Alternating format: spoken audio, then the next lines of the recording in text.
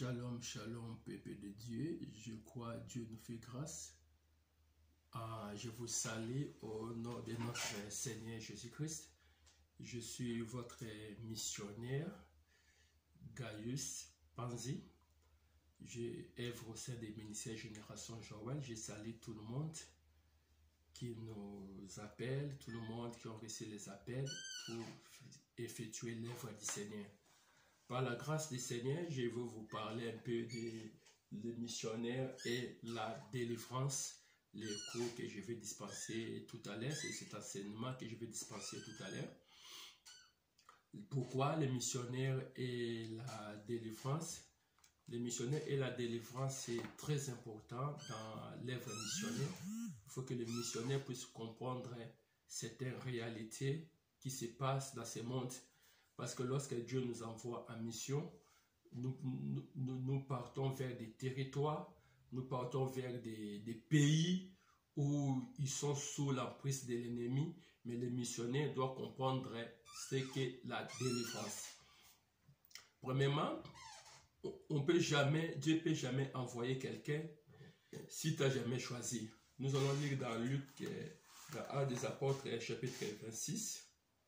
Verset 14, on va lire au nom du Seigneur. Nous tombâmes tout par terre et j'attendais une voix qui me disait en langue hébraïque, Saoul, Saoul, pourquoi me persécutes-tu? Il te serait dire de ringember contre les aiguillons. J'ai répondu, qui es-tu Seigneur? Et le Seigneur dit, je suis Jésus que tu persécutes.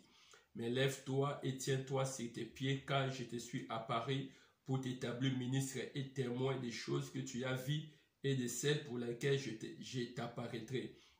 Je t'ai choisi du milieu de ces peuples et de milliers de païens vers qui je t'envoie, afin que tu leur ouvres les yeux pour qu'ils passent des ténèbres à la lumière et de la puissance de Satan à Dieu, pour qu'ils reçoivent par la foi en moi le pardon du péché et l'héritage du salut. Bien-aimés, la grande commission, c'est Dieu qui nous a appelés et il nous a envoyés. Il nous a dit d'aller partout dans le monde pour faire des disciples. Mais il faut premièrement, les missionnaires doivent comprendre sa mission. Chacun a sa mission dans le ministère de quelqu'un. Chacun a sa mission. La mission d'Ézéchiel, la mission de Daniel, la mission du prophète Jean-Baptiste, ils avaient reçu des commissions, mais des commissions différentes. Mais l'apôtre Paul, ici, on donne sa mission, le détail de sa mission. Premièrement, Dieu a dit, je t'ai choisi. Pour être un bon missionnaire, il faut premièrement, Dieu t'ai choisi. Il a plusieurs été choisi en mission. Tout le monde n'est pas appelé à avoir cette grâce missionnaire. Mais souvent, c'est Dieu qui choisit des personnes. Il y a des personnes qui sont appelées des pasteurs, ils sont là pour paître les brebis. Il y a ces cœurs-là du pasteur. Il y a des prophètes, il y a des docteurs, mais ça dépend. Mais il y a des gens qui sont appelés des commandos, ils sont sur les terrains. On les appelle les missionnaires. Alors, un missionnaire, premièrement, doit être appelé.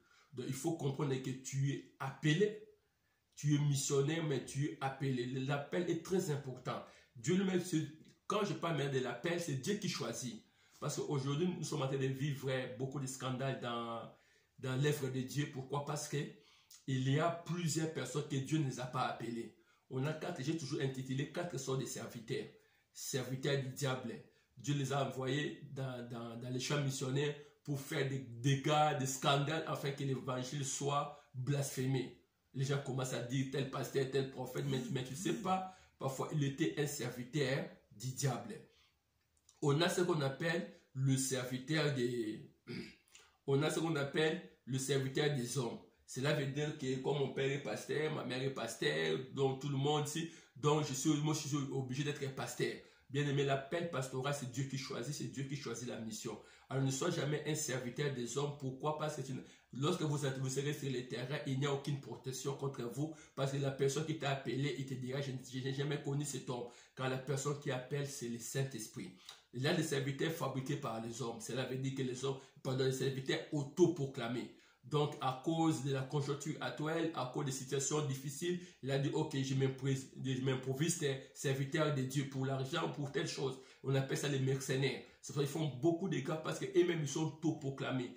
Tu peux avoir des dons, mais tu n'as pas l'appel. L'appel, c'est Dieu qui choisit, comme la Bible déclare dans Actes des Apôtres. Le Saint-Esprit a dit, mettez à part Paul et Silas pour l'œuvre que je les ai envoyés. Et quatrièmement, des véritables serviteurs que Dieu a appelés, comme on dit dans 1 Corinthiens, l'apôtre Paul dit ceci, moi Paul, serviteur de Dieu par la volonté de Dieu. Là maintenant, j'appelle ces gens des personnes, des missionnaires, parce que c'est Dieu lui-même qui les a appelés. Maintenant, lorsque Dieu nous appelle, il a une mission, on appelle la vision. Bien-aimé, il a dit, je te choisis au milieu. Premièrement, il choisit. Donc l'appel vient de Dieu, il nous choisit premièrement. Deuxième chose, il dit à l'apôtre Paul, je t'envoie. Maintenant, il envoie l'apôtre Paul en mission vers les païens. C'est pour cela que chaque homme de Dieu doit connaître sa mission. Qu'est-ce que Dieu m'a appelé, même où Dieu veut que je puisse exercer mon champ missionnaire. Maintenant, le Seigneur a dit, je t'envoie vers les païens. Donc, le champ missionnaire de l'apôtre Paul était vers les païens. C'est pour cela que vous allez voir que l'apôtre Paul a implanté Corinthiens, Colossiens, tous ces livres-là, les épîtres sont des nations païennes, mais ils ont été convertis à travers le ministère de l'apôtre Paul. Les Colossiens, les Galates, les Éphésiens, tout cela, bien aimé, c'était des peuples païens. Mais Dieu avait envoyé l'apôtre Paul vers les païens. Il faut connaître premièrement ta mission. C'est pour ça que ça ne sert à rien dans l'œuvre de Dieu de juger des personnes. Telle personne fait ceci, moi je veux être comme ça. Non, la mission que Dieu m'a envoyée, c'est différent avec la mission de d'autres personnes. Et si Dieu t'envoie une mission, il va te donner des équipements pour la mission. Donc, il envoie vers les païens. Maintenant, pourquoi maintenant la délivrance d'un missionnaire? Ici, il donne l'apôtre Paul des missions. Faire quitter les gens, ouvrir les gens les yeux vers la lumière. Donc, la mission de l'apôtre Paul, c'est ouvrir les gens les yeux. C'est pourquoi Jésus a dit dans Luc chapitre 4, il a dit ceci, je suis venu donner le recouvrement des vies. Les vies là, ce ne sont pas les yeux physiques, ce sont les yeux spirituels. Cela veut dire quoi? Bien, mais lorsque nous sommes dans la vie des péchés, la vie de l'impudicité, toutes ces vies-là, nous sommes aveugles. Mais lorsque l'évangile vient, ça nous ouvre les yeux, ça nous ramène dans son royaume. Et puis, deuxième chose, lorsque il a donné la délivrance intervient, lorsque l'apôtre Paul dit, il m'a envoyé pour délivrer de la puissance de Satan. Et remarquez, ici on parle de la puissance de Satan. Cela veut dire que Satan a été de retenir des personnes, des tribus, des pays. Diable a été de retenir cela. Mais le missionnaire a la mission de délivrer les gens de la puissance de Satan. C'est pour cela la délivrance est très importante dans l'œuvre missionnaire, parce que partout où vous serez, vous allez vivre. Chaque nation a sa façon de voir, a sa critique de voir. Dieu m'a fait grâce quand même. Je vais à Kinshasa. J'ai vu à Kinshasa, je venais au sein du ministère Génération Joël Kinshasa à Yolo, où j'étais formé par l'homme de Dieu, le pasteur Songo, et le pasteur Emendoua. Je suis arrivé à Lubumbashi, j'ai vu avec le berger Michel, où on a travaillé. L'écriture quinoa, c'est différent avec l'écriture katangais. J'ai appris encore beaucoup de choses dans l'écriture katangais. Je comprends aussi beaucoup des esprits dans l'écriture katangais. Alors, lorsque je suis arrivé en Afrique du Sud, là-bas, il y a bien aimé dans les Sénégal, il y a plusieurs peuples qui sont résidents en Afrique du Sud. Les Kosa, les Zoulous, les Métis, les Blancs, les Indiens, et les Zimbabwéens, les Nigériens. Je comprends encore d'autres peuples là, bien aimés, comment les esprits les tourmentent aussi. Alors, c'est ça qu'on appelle un missionnaire. Comment comprendre les critiques, les esprits qui dérangent ce peuple. Donc, ils sont liés à travers quel esprit? Je suis parti au Lesotho.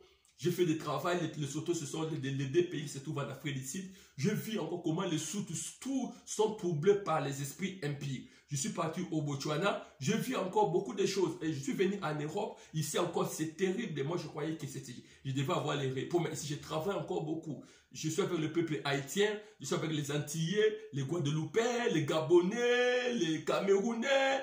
Tous ces peuples-là, bien aimés. Les Tchadiens, les Tchadiens. Le peuple de Sud-Afrique, de l'Afrique centrale, donc les Congolais, les Brazzaville, donc tous ces peuples-là bien aimés, le blanc. Alors j'ai compris que les diables ont été assujettis des nations et des nations. C'est pour cela, lorsqu'à travers ces expériences, je vais vous parler un peu si c'est un point faiblesse ou négatif que nous avons vécu dans la délivrance. Mais c'est très important parce que lorsque Dieu envoie les missionnaires, il va le doter, il va donner l'autorité, c'est très important. Alors, pourquoi la délivrance, bien aimé? Les gens parlent de la délivrance. Oh non, mais pourquoi vous délivrez? Pourquoi vous délivrez les gens? Bien aimé, la délivrance est biblique. Si vous lisez dans 2 Corinthiens chapitre 1, verset 10, la Bible déclare, celui qui nous a délivrés et qui nous délivrera d'une telle mort, lui de qui nous espérons qu'il nous délivrera encore. L'apôtre Paul, dans l'épître des Corinthiens, il a dit quelque chose de spécial. Il a dit, c'est lui qui nous a délivrés. Donc, quand il parle de celui qui nous a délivrés, et il dit encore, et qui nous délivrera, il parle encore du futur, et qui nous espérons, il nous délivrera encore. Donc, il ajoute encore, il nous délivrera encore. Donc, c'est pour cela que la délivrance est très importante. Pourquoi? Parce que l'apôtre Paul donne des détails de la délivrance. C'est un processus. Il a dit le Dieu qui nous a délivrés. Donc, premièrement, lorsque nous sommes convertis, nous sommes délivrés de l'emprise du diable et de l'emprise du péché, de la délivrance du péché. Mais cela n'exclut pas que la délivrance est encore là. Il parle encore du futur, le Dieu qui nous délivrera. Alors, lorsque nous sommes convertis, nous avons accepté Jésus-Christ comme Seigneur et Sauveur, c'est très bien.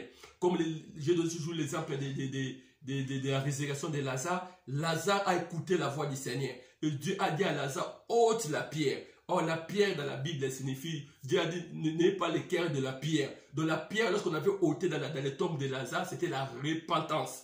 Donc Lazare c'était la repentance. Et Dieu a dit, sors. Lazare est sorti. Mais Lazare ne pouvait pas progresser. Lazare ne pouvait pas avancer. Il fallait la deuxième opération. Le Seigneur a dit, allez délier, les laisser aller parce qu'il était attaché. À ce moment-là, la délivrance intervient. Pourquoi? On a ôté la pierre qui est la repentance. Et deuxièmement, Lazare est sorti, mais il ne pouvait pas marcher. C'est pour ça que l'apôtre Paul explique dans Corinthiens. Le Dieu qui m'a délivré et qui me délivrera. Là, ici, il parle du futur. Il dit que Dieu me délivrera. Nous sommes nés avec les fondements de la famille. Nous sommes nés avec le système de la famille. Moïse ne pouvait pas entrer dans la terre promise. Pourquoi? Parce qu'il avait négligé la colère. Et la colère, là, ça vient d'où? Ça vient de son arrière-ancêtre qui était Lévi. Lévi était colérique, il avait tué parce qu'on avait violé Dina. Et lorsque Jacob voulait bénir des gens, arrivé tout près de Lévi, il a dit ta colère est méchante. Or, Moïse aussi bien aimé,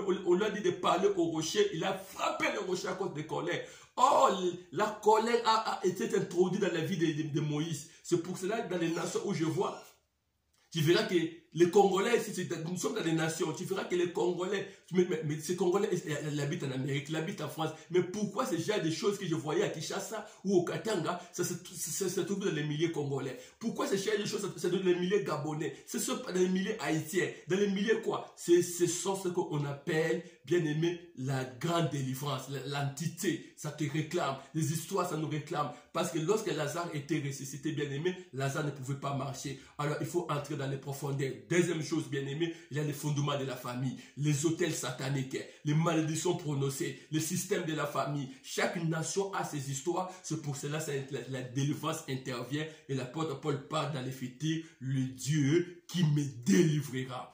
Alors, je suis en train de continuer. Maintenant, la personne qui délivre. Bien aimé, ici, je parlais ici de bilan spirituel. Le missionnaire doit connaître, premièrement, je pars en mission. Il faut que Dieu me donne. Mais avant d'aller en mission, il faut premièrement faire des calculs. Tu ne peux jamais aller en mission sans faire des calculs. Si nous lisons dans Luc chapitre 14, verset 25 à 31. Luc chapitre 14, verset 25 à 31. Je lis au nom du Seigneur. La Bible déclare. Luc chapitre 14, verset 25 à 31. Je lis au nom du Seigneur. Car lequel de vous, s'il veut bâtir une tour, ne s'assied d'abord pas pour calculer la dépense et voir s'il a de quoi les terminer. De peur qu'après avoir posé les fondements, il ne puisse l'achever et que tous ceux qui le verront ne se mettent à les railler. En disant, cet homme a commencé à bâtir et il n'a pas pu achever. Ou quel roi, s'il va faire la guerre à un autre roi, ne s'assied d'abord pour examiner s'il peut avec 10 000 hommes marcher à la rencontre de celui qui vient l'attaquer avec 20 000. S'il ne le peut, tandis que l'autre roi est encore loin, il envoie une ambassade pour demander la paix. Ainsi donc, quiconque d'entre vous ne renonce pas à tout ce qu'il possède ne peut être mon disciple. Pour être un très bon missionnaire, il faut faire le bilan spirituel, il faut se renoncer. Bien aimé, aujourd'hui, nous sommes en train de vivre des morts des missionnaires, des morts des personnes prématurées dans l'œuvre de Dieu parce qu'ils avaient négligé la délivrance de soi-même. Tu ne peux jamais aller délivrer quelqu'un si toi-même tu n'es pas délivré. L'exemple de l'apôtre Paul, avant que Paul puisse aller en mission, Dieu l'a envoyé vers Ananias, bien aimé, pour qu'on fasse la délivrance de ses écueils. Et c'est à ce moment-là que Ananias avait fait la délivrance de Paul et Paul est allé en mission. Tu ne peux jamais aller en mission à tout un état faible. C'est pour cela que nous sommes... Cela veut dire que bien aimé, nous sommes en train de vivre beaucoup de scandales, beaucoup de choses dans l'œuvre missionnaire parce que nous avons négligé le bilan spirituel. Quand je parle de bilan spirituel, c'est l'auto-délivrance de vous-même. Alors, Jésus a donné l'exemple. Qui voulait bâtir une maison, il faut quand même faire des calculs. J'ai le budget pour terminer cette maison. Et dès que vous avez ce budget, bien aimé, tu vas terminer la maison. Mais si tu n'as pas le budget, tu te lances directement dans la mission, bien aimé, dans les Seigneurs. Tu as négligé certains points, bien aimé. Ces choses-là vont te réclamer. Vont nous réclamer. Et les gens vont se moquer de vous. Il y a beaucoup de moqueries. Pourquoi? Parce que nous lançons les missionnaires dans les champs missionnaires, mais humains dans les champs de bataille. Pourquoi? Parce qu'ils avaient négligé eux-mêmes. Ils avaient négligé l'auto-délivrance. Ils avaient négligé l'auto-délivrance. C'est pour ça que si tu voulais aller en guerre, il faut calculer. La personne a 10 000 soldats, toi c'était seulement 1000, mais tu voulais aller en guerre. Mais mieux vaut envoyer un ambassadeur pour demander la paix, parce qu'il va t'écraser. C'est pour le diable a été d'écraser des personnes bien aimées dans les Seigneurs, dans la délivrance. Il a été d'écraser des missionnaires, parce que le missionnaire a négligé le bilan spirituel dans sa vie. Si tu négliges le bilan spirituel, on a beaucoup d'expériences bien aimées, on a eu des tentations, on a eu beaucoup de choses dans l'œuvre missionnaire, on a eu des choses, on a vu des choses et des choses. Chaque peuple a sa critique, chaque peuple a sa façon de voir des choses bien aimées. Tu verras des Antillais, tu verras des Haïtiens, tu verras des Kossa, des descendants de Bochimais. Alors, si tu as négligé, bien aimé, la délivrance, ça va avoir beaucoup de conséquences dans votre vie. C'est pour cela la délivrance de soi-même est très importante. Et quand je parle de la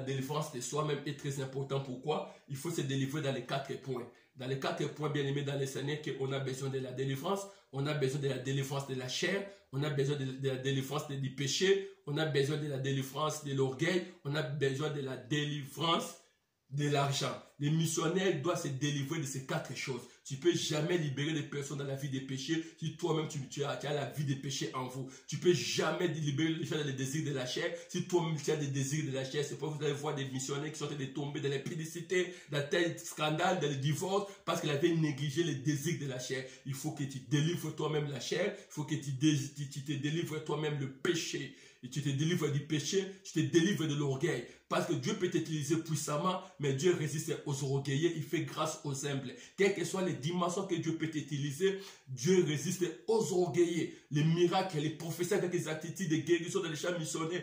Bien aimé, j'ai vécu des spectacles. Tu arrives dans tel pays, bien aimé, on voulait même t'adorer. Bien aimé, un jour, on m'a fait un cortège, mais cet esprit m'a donné cette leçon. Il a dit, guys, malgré les cortèges de voitures ici, sois toujours humble. Alors, c'est pas nous sommes en train de garantir ces ministères. Pourquoi? Parce que dans le domaine de la délivrance, bien aimé, Dieu va t'utiliser dans les champs missionnaires. Bien aimé, des miracles, des guérisons, mais si tu négliges, si tu ne délivres pas de l'orgueil, bien aimé, tu risques de tomber. Mais fais comme l'apôtre Paul, lorsqu'il était dans la champ missionnaire, les gens ont dit, ah, c'est Jupiter, c'est Mercure, ce sont des dieux qui sont venus sous forme humaine. L'apôtre Paul a déchiré ses habits. Il a dit, nous sommes des humains comme vous. Il faut déchirer les habits. Quel que soit le domaine où Dieu va t'utiliser dans l'œuvre missionnaire, il faut être toujours humble. Parce que les 7 G qui avaient fait tomber le diable, j'ai monterai, j'habiterai, je serai dans les lieux très hauts dans Ézéchiel. Mais on dit que lorsque Jésus était venu, il a fait la différence. L'orgueil bien aimé dans les Seigneurs, ça ne permet pas à un missionnaire de maintenir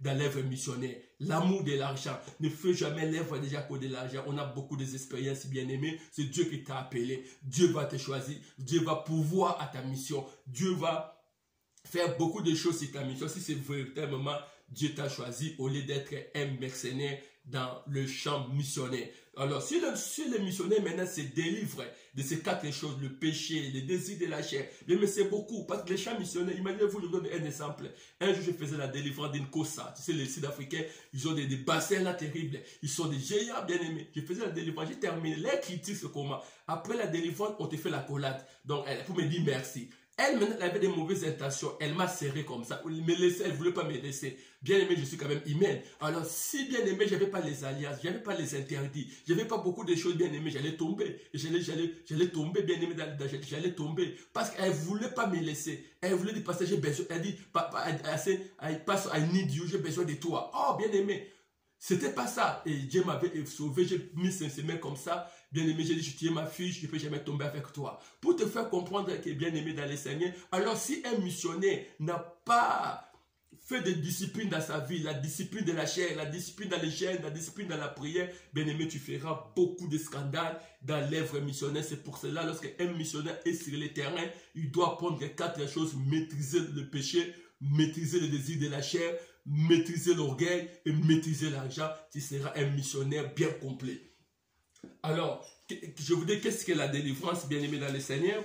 Qu'est-ce que la délivrance? Il faut premièrement comprendre qu'est-ce que la délivrance.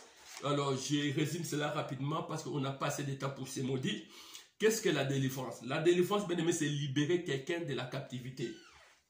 C'est libérer quelqu'un de la captivité. C'est expulser les esprits maléfiques d'une personne ou d'une chose. C'est chasser les esprits de quelqu'un qui tourmente, que les esprits sont en train de les tourmenter. La délivrance signifie aussi, bien aimé dans le Seigneur, c'est détacher les liens de vie enchaînés par la méchanceté. Le monde des ténèbres a enchaîné des vies de personnes, mais les gens ont besoin d'être délivrés. Détruire le joug de l'ennemi. Donc détruire le joug que vous mettez chez l'esclave. Tu détruis cela au nom de Jésus. Annuler les malédictions, les mauvais sorts et les charmes jetés par les gens. C'est ça, c'est la délivrance. Être délivré des forces de l'oppresseur, telles que les pulsions sexuelles, l'alcoolisme, les fausses religions, la masturbation, les rimes dans les lits. C'est ça aussi la délivrance. La nettoyage spirituel de la maison, des bureaux. Tu fais des nettoyages spirituels. Un jour, j'étais aux délivrances au Lesotho. On a délivré pour la maison. Bien aimé, un boa est sorti. On a tué le boa physiquement.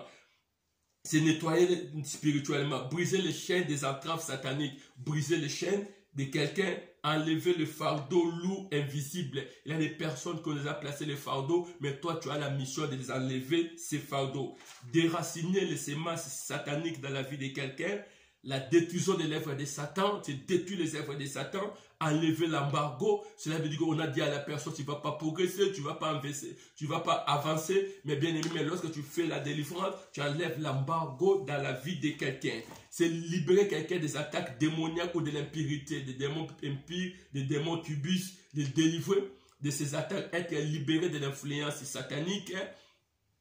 La délivrance signifie encore limiter contre les contre-attaques des esprits maléfiques. La délivrance signifie encore se libérer des alliances maléfiques. Ça signifie encore faire la purification. Ça signifie encore libérer quelqu'un. Donc, en veut dire, la délivrance, c'est faire sortir quelqu'un, comme on a dit dans Actes des Apôtres, de la puissance de Satan vers la lumière de Dieu. Et c'est ça ce qui signifie la délivrance. Alors, qui a besoin de la délivrance? Bien aimé, nous tous, on a besoin de la délivrance. Et les ministres de Dieu et les territoires que vous avez, on a besoin de la délivrance. Il y a des groupes et des groupes de personnes qui ont besoin de la délivrance. Le premier groupe de personnes qui ont besoin de la délivrance, ce sont des personnes qui sont démonisées. Ce sont des groupes de personnes bien aimées, ils ont déjà signé le pacte avec Satan. J'ai vu ça dans des nations, j'ai vu ça dans des pays, des gens ont signé le pacte avec Satan. Bien aimés, ce sont des Illuminates, les occultistes, les sorciers. Là, maintenant, on appelle les groupes de personnes qui sont démonisées. Ils ont besoin de la délivrance parce qu'ils ont signé le pacte avec le diable. Il y a des personnes dans le groupe de la délivrance, ceux qui constamment dans leurs rêves, ils voient des maris de nuit, des femmes de nuit, des démons incubus, des kibis, ils se voient dans des fêtes. J'ai vu des Haïtiens qui me disaient, papa, je me vois dans l'eau, surtout des Gabonais sont terribles, dans des rêves. Ils voient toujours dans l'eau, ils ont des esprits terribles. À travers, et aussi, ils ont besoin de délivrance. Ils se voient sortir de son corps. Tu te vois bien aimé, on te fait manger la nuit. Vraiment, il y a plus de 40 rêves ici que je peux vous expliquer. Mais comme je n'ai seulement 20 minutes, je n'ai pas assez de temps. Le troisième groupe de besoins qui ont besoin de la délivrance, c'est qui participent dans les organisations religieuses non chrétiennes. Bien aimé, la sainte doctrine, c'est quoi? C'est accepter Jésus-Christ comme Seigneur et Sauveur. Nous croyons au baptême de l'eau par immersion. Nous croyons au retour de Jésus-Christ. Nous croyons que seul Jésus-Christ, son nom peut sauver. On ne croit pas à notre cérémonie. Mais toutes les histoires qui viennent derrière, oh, ceci pour être sauvé, amener ceci.